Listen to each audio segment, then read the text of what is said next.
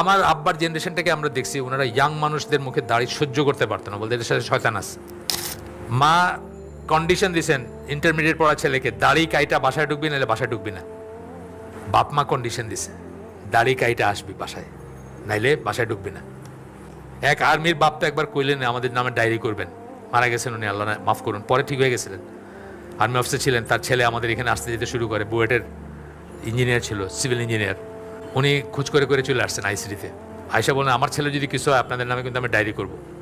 মারা যাওয়ার আগে বুঝছেন যে তার এই ছেলে ঠিক আছে, কারণ অন্যান্য ছেলেরা হয়তো তারা ছেড়ে চলে গেছে, তো এই ছেলে তো অন্য ব্যাপারে হয়তো তার মনে হয়েছে যে অঠিক কাজ করতেছে, কিন্তু যখন বাপ যেটা বলতেছে, বাপ মাকে ছাড়ে নাই, বাপ মার প্রতি কর্তব্যটা রাখছে, খোঁজখবর নিছে, তাদের অসুস্থ অবস্থায় তাদের পাশে দাঁড়াইছে, অত্যন্ত স্যাটিসফাইড হয়ে মারা গেছেন ছেলের উপরে, ওই ছেলের উপরে যাকে একসময় বলছেন যে তুই কোথায় যাস, কি শুনে আসোস, এইসব বলছেন।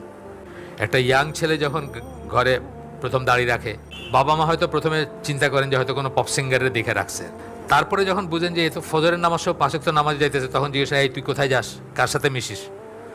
মানে প্রথম অপোজিশনটা অনেক সময় বাসার থেকে শুরু হয়। আমি এক ছেলের চিনতাম, কোথায় আছে এখন জানি না, উত্তরায় যখন থাকতাম তখন যাইতো আমার কাছে, খুব ইখলাসালা ছেলে ছিল। তো সে অনেক সংকল্প করে দাঁড়িয়ে রাখছে, একদিন ঘুমের ভিতর তার ভাবিরে তার দাড়ি কেটেছে। মানে ফ্যামিলির ভিতর থেকে আপনার প্রথম অপোজিশনটা আসতে পারে, আপনার সংকল্পটা অনেক দৃঢ় হইতে হবে। প্রথমত আপনার জ্ঞান থাকতে হবে কোনটা রিয়েলি সুন্নাহ। এমন হতে পারে যে আপনি সারা জীবন মনে করছেন এটা সুন্নাহ, গিয়া দেখতেছেন এটা তো বেদাত, হয় না? আমাদের জীবনে কত ঘটনা আছে এরকম, সারা জীবন সুন্নাহ জেনে একটা কিছু করছি, পরে দেখছি আরে এটা তো বেদাত। আমি এটা খুব উদাহরণ দিই যে আমার মেয়ে খুব অসুস্থ হয়েছিল একবার, আমরা 16 লক্ষ বার খতমে ইউনুস পড়ছি, 16 লক্ষ বার, ছোটো ছোটো দানা নিয়ে বৈশা, 5-6 জনে বৈশা, কে কয়টা করছি, 16 লক্ষ বার পড়ছি, ভালো জেনেই তো করছি, কিন্তু তো বেদাত। তাইলে সুন্নাহ সম্বন্ধে জ্ঞান অর্জন করতে হবে আগে। এইরকম একটা অবস্থায় আসলে সুন্নাহ কী ছিল, একটা মানুষ অসুস্থ হলে কী ছিল সুন্নাহ সেটা জানতে হবে, অথবা কী সুন্নাহ না সেটা জানতে হবে প্রচলিতের ভিতরে। তো বলতেছে সুন্নাহর দিকে একজন ব্যক্তি যে সুন্নাহর দিকে অবস্থান নেয় এবং নিজের জীবনে তা প্রয়োগ করতে শুরু করে, তখন খুব সম্ভবত, একদম নিশ্চিত না হলে খুব সম্ভবত, সে তার চলার পথে লোকজনের তরফ থেকে, এমনকি মুসলিমদের তরফ থেকে ভৎসনা ও ঠাট্টা বিদ্রুপের সম্মুখীন হবে। আমার আব্বার জেনারেশনটাকে আমরা দেখছি, ওনারা ইয়াং মানুষদের মুখে দাড়ি সহ্য করতে পারতো না, বলতে এদের সাথে শয়তান আছে। ইয়াং এজে দাঁড়িয়ে রাখছে মানে এটা সিরিয়াস কিছু না, এর সাথে শয়তানি, এর সাথে শয়তান আছে, নজবিল্লাহ নজবিল্লাহ। আমরা ইয়াং মানিকে, আমার 2টা নাতি, তারা তো জীবনে কোনোদিন খুর লাগায় নাই, তার মানে কি তাদের তো 0 ডে থেকে, মানে জীবন শুরু থেকে দাঁড়িয়ে আছে, তা আমি বলবো নাকি তার সাথে শয়তান আছে? সে তো একদম পারফেক্ট সুন্নাহর উপর আছে, তাই না? আমাদের সবাই থাকা উচিত ছিল, আমরা তো পারি নাই, আমি পারি নাই। আমি মেরিন একাডেমিতে ছিলাম, পারলে 2বার শেভ করাইছে ক্যারেট অবস্থায়, একবার না, একবার বিকালে আবার একটু উঠতে, ওই বিকালে তো মেস নাইট বলতো যে ডিনার থাকতো, একদিন সবাই আসতো বড় বড় অফিসাররা, তো ওই দিন পারলে তো কইছে যে আরেকবার করো, মানে একটু একটু গজায় গেছে আর কি, 2বার পারলে করো, প্লেন থাকবে তাইলে। আমি আমার কথা বলতেছি না, কিন্তু যে করতেছে তাকে তো আমি সমালোচনা করব না, এটাই বলতেছেন এখানে। ঠাট্টা বিদ্রুপ, যারা তার সবচেয়ে নিকটতম, এই যে বললাম মা বাপ বলবে এই তুই কোথায় যাস। আকরামুজ্জামান ভাইয়ের সাথে ট্রাভেল করতেছি আমি, এইখানে শাহজাহানপুর কোনো কলোনিতে থাকে, পুলিশের সামথিং, পুলিশের বড় সড়ো বা কারো অফিসারের ছেলে। মা কন্ডিশন দিয়েছেন ইন্টারমিডিয়েট পড়া ছেলেকে, দাড়ি কাইটা বাসায় ঢুকবি, নাহলে বাসায় ঢুকবি না। আকরাম ভাইকে ফোন করছে, আকরাম ভাই বলছেন আল্লাহর দুনিয়া অনেক বড়, আপনার যদি সেই রকম তাওয়াক্কুল থাকে আপনি বাসায় যায়েন না, আপনি বাইরে থাকেন, আল্লাহ আপনার রিজিকের ব্যবস্থা করবে।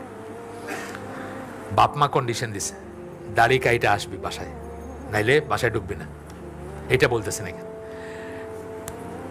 যারা তার সবচেয়ে নিকটতম, তার পরিবার, তার প্রিয়জন, এরাই হয়তো তার বিরোধিতায় সবচেয়ে নির্দয় হতে পারে। নির্দয় না এটা?